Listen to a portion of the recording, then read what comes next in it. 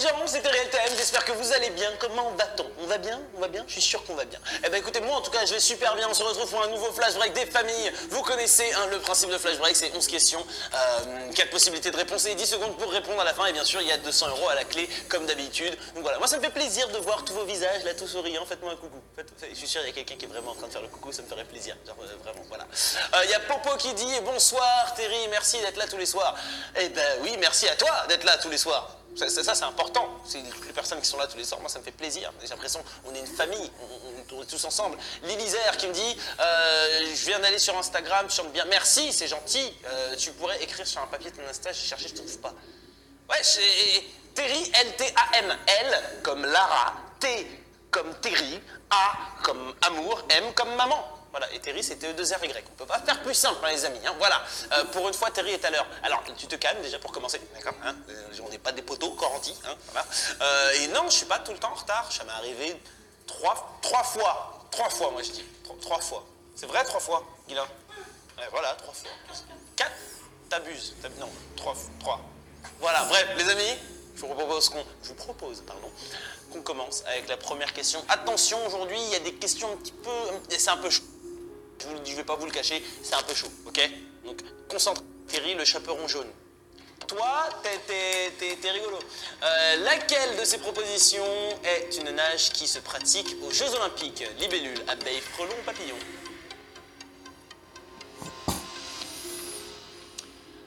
Alors, c'est donc la nage considérée comme la plus difficile. Elle est apparue donc en 1930 et il s'agit de la nage papillon. Voilà, c'est la première question, c'est relativement simple, vous connaissez le principe, c'est tranquille. Voilà, la papillon. Le papillon, c'est quand tu fais des... comme ça et tu dois avoir des bras et des épaules genre surdéveloppées, genre pas comme moi, tu vois. Genre vraiment des vraies épaules.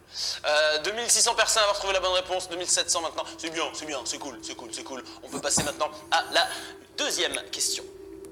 Comment se prénomme le célèbre jouet pour nourrissons en forme de girafe? Mélanie, Joséphine, Sophie ou Marie?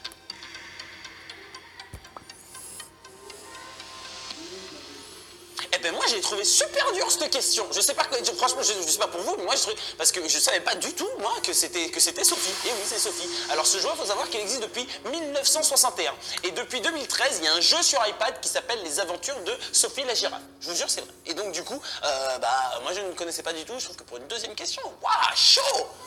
Mais écoutez. Voilà, visiblement, vous connaissez tous, hein, vous êtes quand même 2500 à avoir trouvé la bonne réponse, mais waouh! Et Joséphine, c'est l'ange gardien, calmez-vous. Donc, maintenant, on peut passer à la troisième question. Laquelle de ces propositions n'est pas une chaîne de télévision américaine? ABC, RTS, NBC, CBS.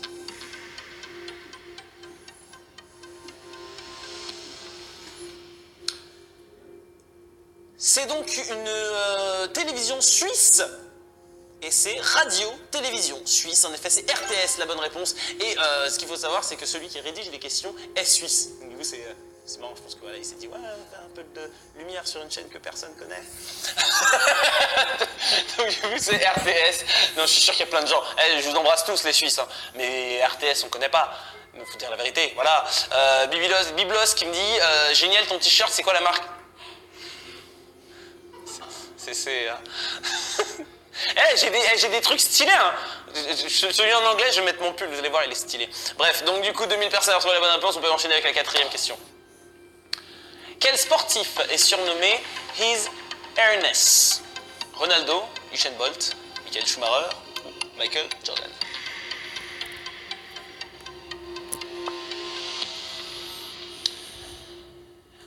Alors, His Airness, ça fait penser à His Highness, hein, donc, qui est votre grandeur, et donc His Airness, qui est donc par rapport à l'air, c'est Michael Air Jordan, parce que Michael Jordan, quand il sautait, il sautait très très haut, donc vous pensez, c'est une blague, vous avez capté le délire. D'ailleurs, moi j'ai une question, à votre avis, qui est le meilleur entre les deux? Michael Jordan ou LeBron James? Voilà, je veux savoir, à votre avis, qui est le meilleur, LeBron James ou Michael Jordan? Et on en discute rapidement, vous êtes 1300 à avoir trouvé la bonne réponse, bravo. Et il y a Jules qui dit bisous à Guilain. Bah, si toi tu veux aller lui faire un bisou, va lui faire, moi en ce qui me concerne, ça ira. Non, ça ira, ça va être tranquille. Donc du coup, maintenant, on passe à la cinquième question. Faites attention, elle est technique. Elle est vraiment technique. En tout cas, moi je l'ai trouvée technique. Comment s'appelle le ruban que l'on attache sur les emballages cadeaux? Rubette, boldu, cat... catgut ou tauron? Tauron. Donc du coup, alors là, tout le monde, donc Michael Jordan, hein, tout le monde Jordan. Jordan à vie, Kobe Bryant évidemment, toi t'as rien compris. LeBron 200%, Paolo 11 basket. Ouais, non, c'est cool. Et donc la bonne réponse, les amis, c'est donc Bolduc. Bolduc, pourquoi? Alors ça vient donc d'une ville qui est Bois-Duc. Et en fait, il y avait les rubans qui étaient faits pour les cadeaux qui ont été achetés là-bas. Et bon, voilà, ça a été un petit nom comme ça, Bolduc. Je connaissais pas du tout cette réponse, je trouve que c'est cinquième question super dure. Mais vous êtes super intelligents ce soir, vous avez tous quasiment trouvé la bonne réponse. Je suis très impressionné. Bravo, hein, franchement. On passe à la sixième question. Ah! Sur une musique de quel artiste le Kiki Challenge se déroule-t-il? Drake, Lil Wayne, Kanye West ou Chris Brown?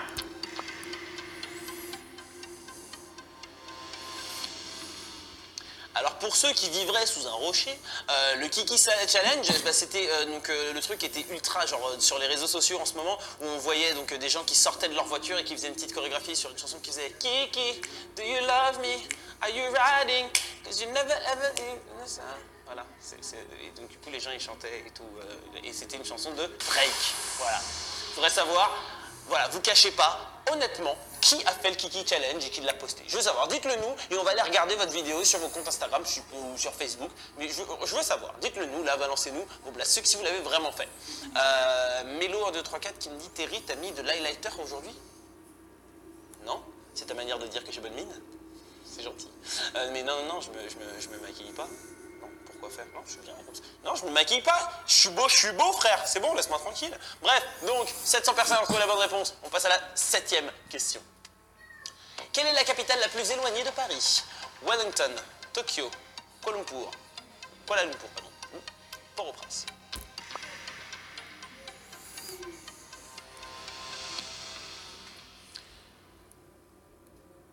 La bonne réponse, les amis, c'était Wellington, qui est la capitale de la Nouvelle-Zélande. Que c'est, tu te dis, ah oui, non, en fait, ça fait du sens. Basse 96 qui dit, avec ton bonnet jaune, tu es mignon. Donc toi, quelqu'un, il porte un bonnet jaune et il ressemble à un mignon. Il ne faut pas grand-chose, hein, franchement. Un bonnet jaune. Il est bien, mon bonnet, s'il vous plaît. J'ai un deuxième bonnet, c'est déjà pas mal. Ok? Je suis en train de me refaire ma garde-robe tranquillement. Et un t-shirt, on fait ce qu'on peut avec ce qu'on a. D'accord? Mince. 494 personnes ont trouvé la bonne réponse. On peut enchaîner avec la huitième question. Laquelle de ces comédiennes n'a pas été une Miss Météo de Canal+? Flavie Flamand, Louise Bourgoin, Mélanie Laurent ou Charlotte Legault?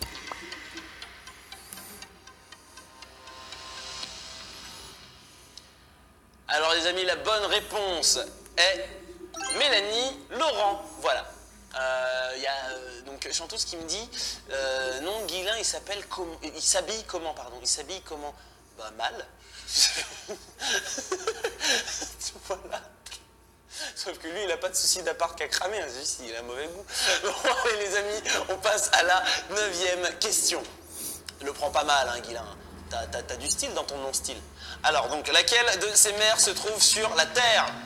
Mer des cosmonautes, mer des pluies, mer de Moscovie ou mer du serpent?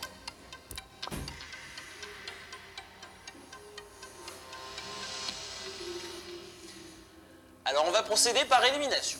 On commence par le bas. Tiens. Alors, la mer du serpent, vous pouvez regarder où vous voulez, ça n'existe pas. Ensuite, la mer de Moscovie, ça se trouve sur la Lune. La mer des pluies, c'est également sur la Lune. Et la mer des cosmonautes, ça se trouve en effet dans l'Antarctique. Voilà, donc c'est la bonne réponse, c'est la mer des cosmonautes. Bravo à ceux qui l'ont trouvé, c'était un petit peu compliqué aussi. C'est un flash break un petit peu tendu aujourd'hui. Hein. 160 personnes à avoir trouvé la bonne réponse. Bravo à vous tous. Et maintenant, on peut enchaîner avec la 10e et avant-dernière question. Lequel de ces hommes n'a pas été en couple avec Kate Moss? Johnny Depp, Jimmy Hintz, Russell Brand ou Pete Doherty?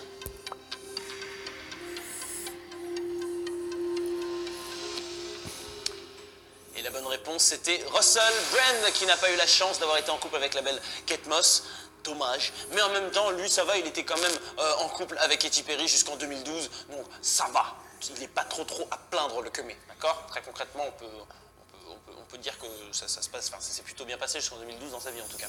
Donc maintenant les amis, on va passer à la dernière question. Vous êtes 138 en course, là, tout de suite dans la course. Donc c'est la dernière question. Il y a 200 € les amis. Donc on se concentre, on parle politique un petit peu et étrangère.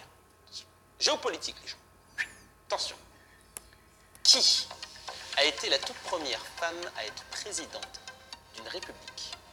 Isabel Martínez de Perón, Michelle Bachelet, Indira Gandhi, Corazon Aquino.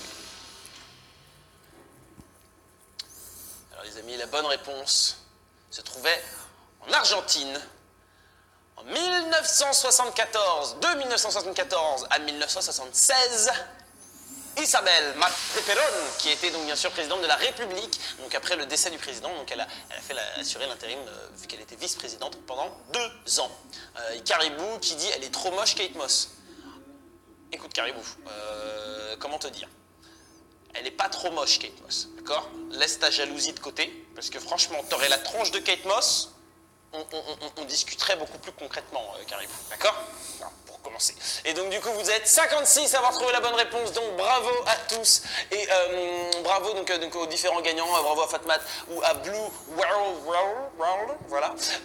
Désolé pour tous ceux qui se sont plantés, mais c'est pas grave les amis, vous pouvez vous refaire totalement dès demain à 21h30, ou sinon vous pouvez venir rester jusqu'à 22h pour un flash break en anglais. Des questions un petit peu stylées, c'est un petit peu plus simple pour le coup, donc venez avec nous, ça va être cool en même temps d'augmenter votre niveau en anglais. Moi, je trouve que c'est plutôt pas mal. Il y a moyen que ce soit cool. Si vous n'êtes pas là tout à l'heure, je vous retrouve demain. Et d'ici là, regardez de bons films. Et moi, je vous fais des bisous, caresses et tendresses. Et je vous dis peace.